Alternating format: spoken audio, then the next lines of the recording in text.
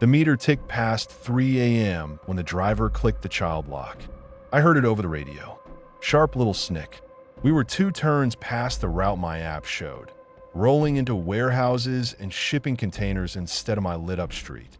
I remember staring at that little blue line on my phone, watching our dot drift away from it like it didn't matter, like the app had stopped caring whether I got home or not. I was a little buzzed, just tired enough to doubt myself. Maybe I pinned the wrong address. Maybe there was construction. Maybe I was just being paranoid because my mom sends me those safety tips for women at night posts every other week. But my stomach knew before my brain did. That slow, greasy drop. I leaned forward, told him he'd missed the exit. My voice cracked a bit from all the smoke and shouting at the bar. He didn't even flinch. He just jabbed a finger at his own phone. Some fake map opened, said shortcut, and turned the music up. Bass thumped drowned my voice. The map on his screen didn't even move. No GPS arrow, no route, just a screenshot of the city like he'd pulled it off Google an hour ago and left it there for show. His finger never actually touched it, just hovered like the gesture was enough. I tried again, louder, told him to just follow my app. He pretended not to hear me, did that thing guys do where they smile without moving their eyes. The bass kept punching the air between us. My chest started to buzz from it. Every instinct screamed. I yanked my handle dead, window button dead. The click of the child lock replayed in my head over the beat. His eyes watched me in the rear view, flat and bored, like he'd seen this part before, like I was another rerun. He asked if I lived alone, if anyone was waiting up, if my boyfriend got jealous. I lied 3 different ways. I said my roommate was up, and I said my brother was crashing on the couch. Then I said my boyfriend was a cop and gets weird if I'm late. I heard myself ramble and hated the tremor in my voice.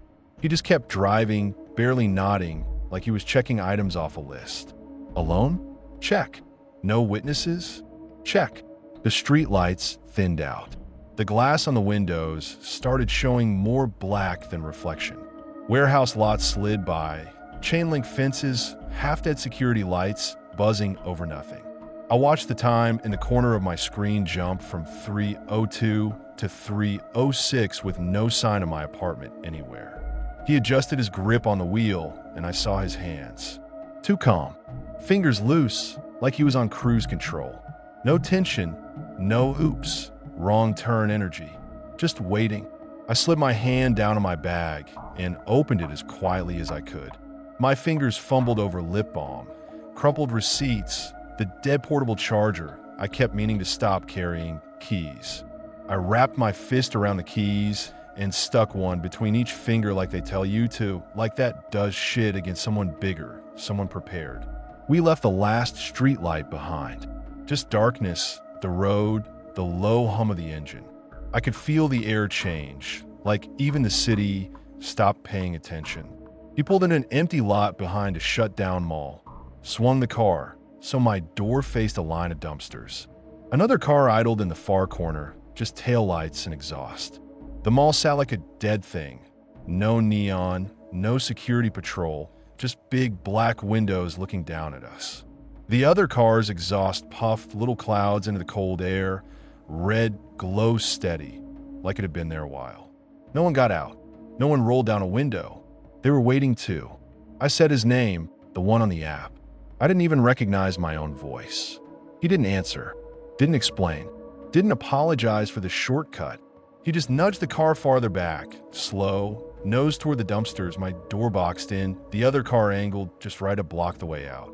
He dropped the gear into park, but didn't turn off the engine. His hand slid down, out of sight, like he was reaching for something between the seats. My heart hammered, loud enough to taste. Metal, that's all I could picture. A crowbar, a knife, a gun, some zip ties and a grocery bag. I imagined every fucked up headline I'd ever doom scrolled through. Something inside me snapped past scared and went mean. I thought, if he gets the first move, I'm done. If I wait to see what's in his hand, it's already too late. I did the only stupid thing I had. I started screaming before he touched me. Not words, just full fucking siren. I ripped it out of my throat like I was trying to tear something loose. I kicked his seat, smashed my feet against the window, threw myself sideways so the car rocked. He jerked, swore, tried to twist around, one hand still somewhere between the seats. I drove my heel into his seat back again and again until my toes went numb.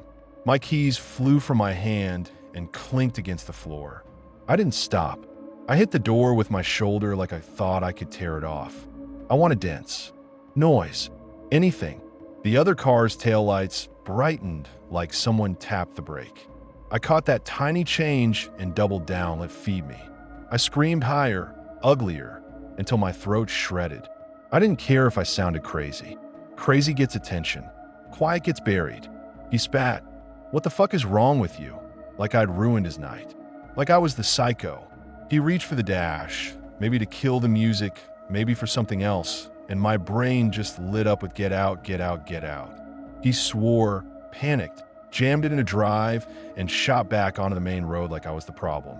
The tires squealed on the cracked pavement, the car lurched, and my shoulder slammed into the door, so hard my arm went hot and numb. The other car didn't follow. It just stayed in that dark corner, taillights glowing like bored eyes. We hit the main road, and he drove too fast, blowing through a yellow that was already more red than anything. I grabbed for my keys, found them under my shoe, clutched them again, even though I knew they were useless against the locked door. My pulse refused to come down. I kept screaming, less loud, but still there, raw, broken sound, until he barked, "Shut up, or I'll make you walk from here." Some part of me wanted to spit back, "Do it, let me out," but fear sat on my tongue. I just kept my head turned, tracking street names, landmarks, anything familiar, knowing if we curve away from downtown again, I'd start kicking all over. Tossed me on the curb 3 blocks later and peeled off so fast the tires smoked. He didn't even pull up to the corner properly. He rolled just enough to unlock the doors and barked, "Get out," over his shoulder. I half fell onto the sidewalk, knees slamming concrete. The door shut behind me with that same sharp little snick, and he was gone. No epaligi. No, you're safe. Just a streak of taillights and burnt rubber drifting after him. I crouched there on the cold pavement for a minute, shaking so hard my teeth clicked. A delivery truck rumbled by, and the driver stared at me, then looked away like he didn't want to get involved. My hands had little half-moon cuts where my nails dug in. My throat burned. I tasted metal. I walked the rest of the way home with my keys still between my fingers, looking behind me every 15 seconds like a freak. Every car that slowed made my lungs seize. My own building's lobby felt wrong, too bright, too empty. The security camera above the door stared down at me, and I actually waved at it, like it might help if someone ever needed to rewind the footage. I didn't sleep. I sat on my bed with my back against the wall, shoes still on, scrolling through the app because that's what you do, right? You report. You leave a 1-star. You're at a rant and feel a tiny bit less powerless. Next morning, the app showed no trip in my history. No charge, no plate, just a ghost ride. No, you arrived. No map of the route. The last recorded trip on my screen was the one to the bar hours before. I refreshed. Force closed.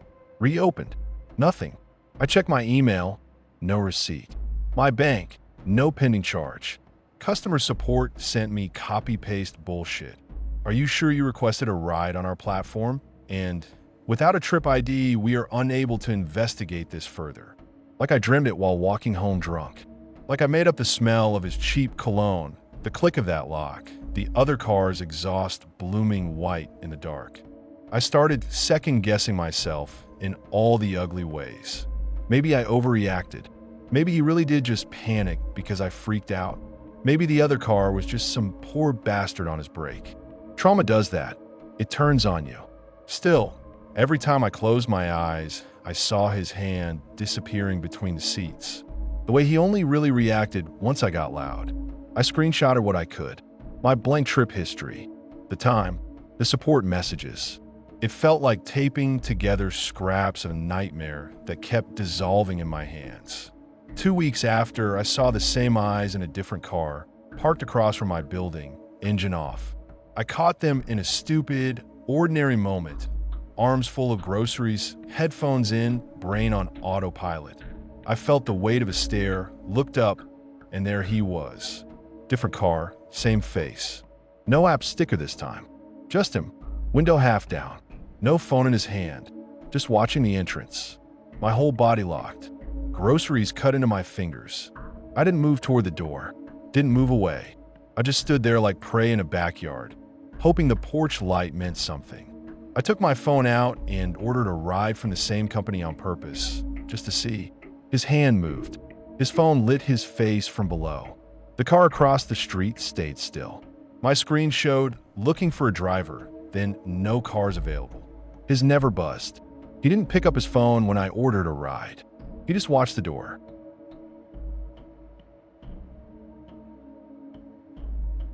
The taxi smelled like damp carpet and old smoke, and I knew I'd fucked up the second I shut the door.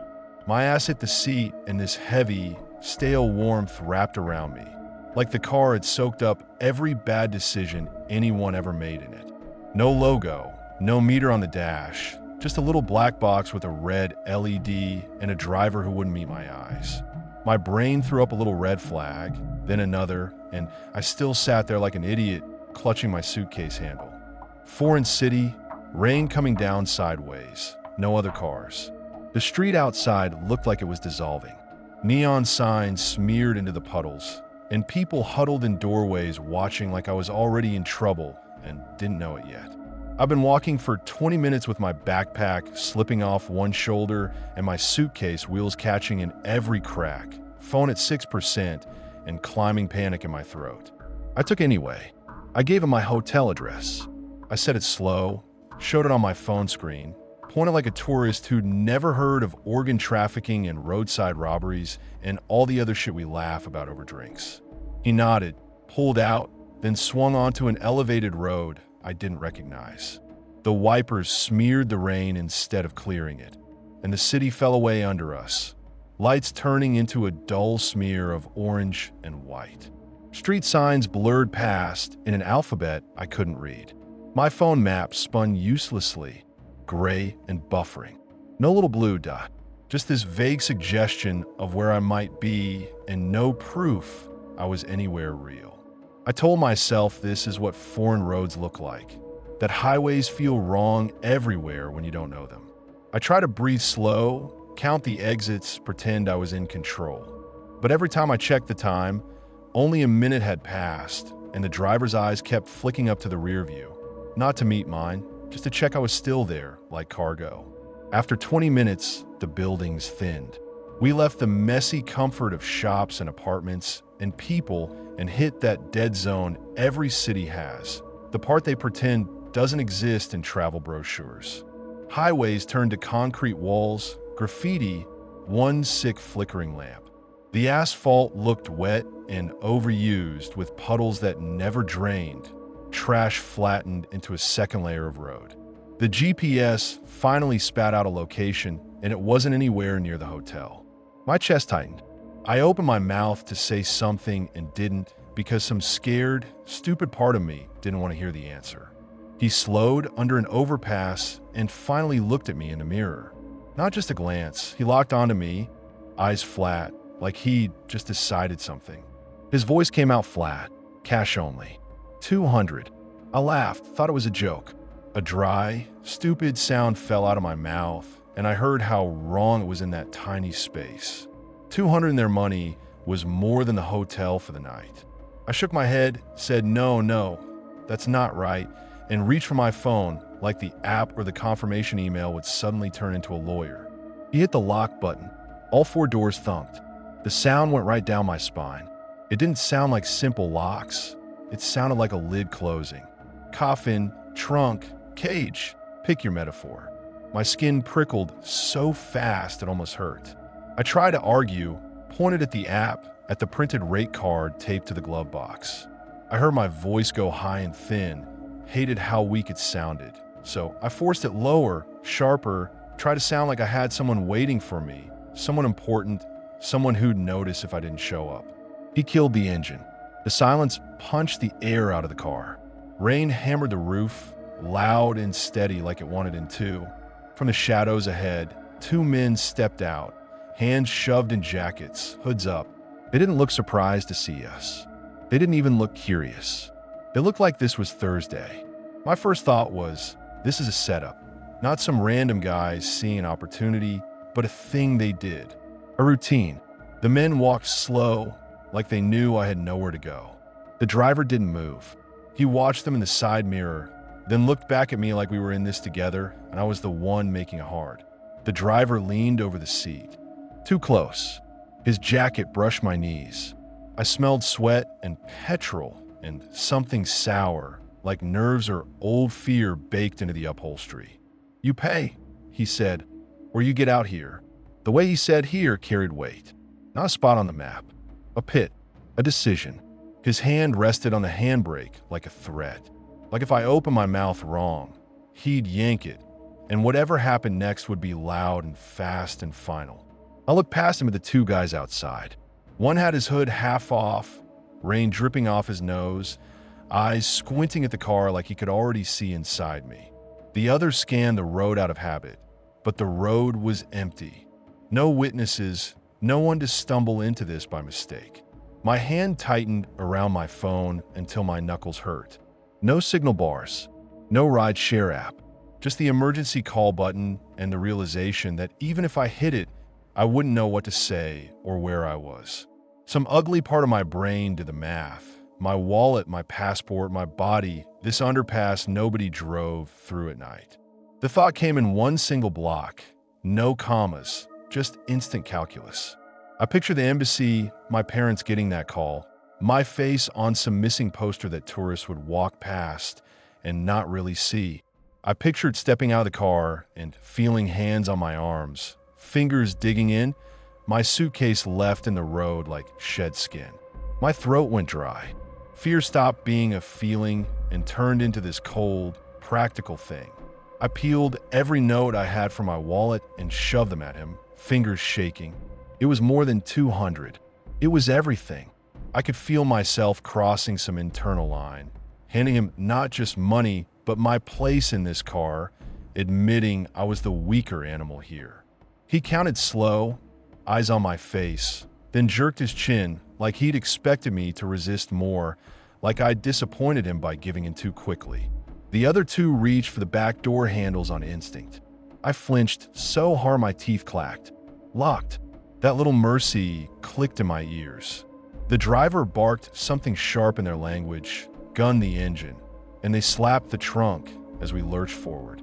I jumped at the sound, heartbeat slamming, waiting for a gunshot, a rock through the window, anything. Nothing. Just the engine roar and the wet hiss of tires pulling away.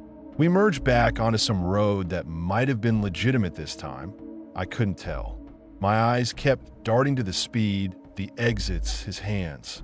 I thought about asking why he didn't let them in, what the plan had been if I'd said no, if he'd ever actually dumped anyone there. The questions crowded my throat and sat there. I didn't say shit. For the rest of the ride, we sat in this heavy, toxic silence, him driving too calm, me counting my breaths, and replaying every travel safety article I'd ever ignored. He dropped me 3 blocks from my hotel, wouldn't pull up to the entrance. He slowed just enough for me to not fall on my face when I got out. I stood there in the rain like a stray dog someone had dumped out a car. My legs felt hollow. The hotel's lit sign glowed down the street, smug and useless. I dragged my suitcase through puddles, soaked to the knees, sure every set of footsteps behind me belonged to those two men, sure the car would swing back around and block the street. Inside, the lobby looked too bright, too clean like a set. The receptionist glanced at me, at my wet clothes and shaking hands, and barely twitched. My hand still trembled when I signed the slip. The pen squeaked on the paper, and I realized I'd been holding my breath since the underpass.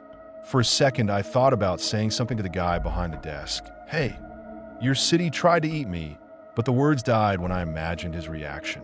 A shrug, a polite apology, a line about using official taxis only, sir. In the elevator, I caught my reflection in the mirror. Hair plastered to my forehead, pupils blown wide, face pale and stupid. I looked like someone who'd let it happen. Someone who'd climbed into the wrong car 100 times in little ways long before tonight. Later, in my room, I zoomed in on the taxi license photo I'd snapped without thinking when I got in. It was instinct, this habit from home. Snap the plate, the ID, just in case.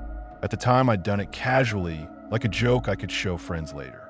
Now my thumb shook on the screen as I pinched and dragged. Different face. Younger, clean-shaven, serious eyes. Different name. Letters I couldn't pronounce, but definitely not the ones that should have gone with the guy downstairs. Same car.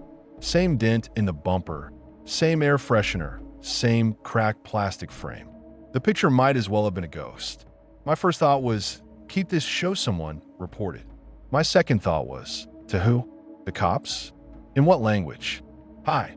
I willingly got into an unmarked car with a fake ID and gave a stranger all my cash because I panicked. I imagined them laughing, or worse, nodding like they already knew the driver, like he was just another piece of the ecosystem. I imagined the driver finding out I'd snitched. I imagined that underpass again, only this time with my name and some message chain I'd never see.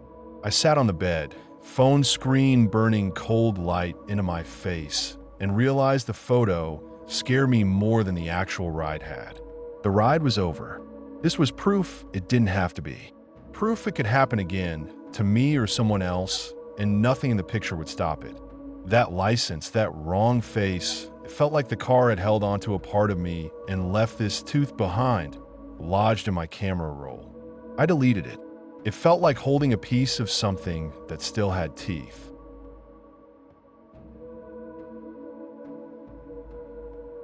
From the driver's seat, every stranger looks normal until they don't. That night, he slid into the back like a sack of wet laundry. Soaked hoodie, mud on his jeans, one shoe missing. I almost pulled away without starting the trip. I needed the fare. Stupid. The smell hit first. Wet river stink, sweat, something metallic under it. Not the usual drunk bar smell. He didn't say hi, didn't ask if I was his driver, just slammed the door and sat there breathing hard. Hoodie stuck to him like skin, one sock black with mud where his shoe should have been. He gave the address in his flat voice. Way past the suburbs, near the river, that empty patch where the map goes dark, and you start to wonder why you took the trip. Surge pricing showed on the app, fat little number, and my brain did rent math instead of danger math. I hit accept and rolled out. At first he muttered, not words I could put together, just pieces. Didn't see fuck, not my fault. Hit first, like he argued with someone who wasn't there. I turned the radio down, pretended I didn't hear. You learn to ignore people's weird. You don't get paid extra to care. Then he went quiet, leaned forward between the seats. I felt his eyes on my hands, really staring, like my fingers offended him. I kept my eyes on the road. You never look long at the weird ones. They take it as an invite. You ever hit a deer? He asked. No lead up, no context, just that. My grip tightened on the wheel. I said no. He smiled. I watched it in the mirror. Too wide, too slow. Feels like hitting a person, I bet. He said it calm, like he'd already tested the comparison. Something in my spine locked up. I thumbed the dash cam on like it was a life jacket. Little blue light blinked awake. I angled the mirror so it caught his face. He saw the light. His eyes flicked to it, then to me, and that smile thinned. We left the last string of houses. Street lights ended. No more lawns, no more gas stations, just black fields and the road. GPS showed our blue arrow floating on empty, like the world forgot to load. He leaned even closer. I felt his breath hit the side of my neck. You missed the turn, he said. I glanced at the app. No turn, just highway and then the marked road by the river. Next one, I said. App route's cleaner. Construction back there. There. He jabbed a finger at the window as we passed a dirt track. Two faint ruts in the dark, not on the map. Shorter. Turn around. Every part of me said, fuck no. I kept going, pretended I hadn't heard. Too late to cut it, I said. Try to soundboard. I'll take you to the pin, man. That's what I get paid for. The air in the car changed. I can't explain it better. It just hardened. Something cold pressed into the gap in my seat. right where my lower ribs met the foam. Not hard, just enough to let me feel it. I didn't need to look to know it was a knife. "You're gonna turn around," he said, voice steady, almost patient. "We're gonna go back there." It wasn't a movie line. No grol, no speed. Just instructions. Peripheral vision caught the blade. Kitchen knife. Not huge. Thin edge chewed up like someone used it on bone or cheap cutting boards. His sleeve dripped a little onto the seat. Dark spots. I hoped it was water. I knew it wasn't. My hand stayed at 10 and 2 because I forced them. Mouth went dry. I heard my own pulse in my ears. I kept my voice low so it didn't crack. "This camera uploads live," I said. "Lie. Dispatch sees everything. They have your name, your face, the route." Half lie. He didn't move the knife. I felt him think, this pause where the blade rose and fell with his breathing. "You sure?" he asked. No idea if he meant the camera or the upload. I said yes anyway. The stupidest, softest yes. The knife eased just a hair. Then he shot his hand up, grabbed the dash cam by the cord, and ripped it down. Plastic snapped. The blue light died. He tossed it onto the floor, stomped it once with his good shoe. One crunch. Gone. My last fake safety net vanished. Just me, him, and a blade against foam. I didn't plan what I did next. My body decided without me. I slammed the brakes and yanked the wheel right. Tires screamed. The car jerked sideways. Rear end sliding on gravel. His weight threw left shoulder into the door with a loud thud. He grunted. The knife clattered away somewhere under my seat. Metal on plastic. The front of the car swung toward the ditch and stopped with a violent jolt that punched my chest into the steering wheel. Engine still running. Hazard lights ticking like a heartbeat. I killed the engine, yanked the keys free, and bailed. The night hit like a wall. Cold, wet air, smell of dirt and corn in that faint river rot. My own headlights blinded me. White beams cutting across the road and the field, my shadow jerking on the gravel as my legs tried to remember how to work. Passenger door creaked. He spilled out, stumbling, limping on the bare foot. He looked smaller standing, weirdly, like the car had added something to him, and now the night stripped it away. He swore, low and constant, eyes darting between me and the dark cornfield. I slid around the front of the car, kept the hood between us like a shield. Keys dug into my palm. I found a panic button and mashed it. The car erupted. Horn blared in long, panicked bursts. Headlights flashed, hazard strobed. The sound tore through the empty fields, bounced off nothing, came back bigger. My ears rang. Way down the road, a porch light flicked on. Tiny square of yellow on a black block of house. Then another. A dog started barking. The world remembered it had people in it. That stupid porch light probably saved my ass. He saw it too. I watched his head snap toward it, saw the quick math in his eyes. Witnesses cop's description. His jaw clenched. He didn't come for me.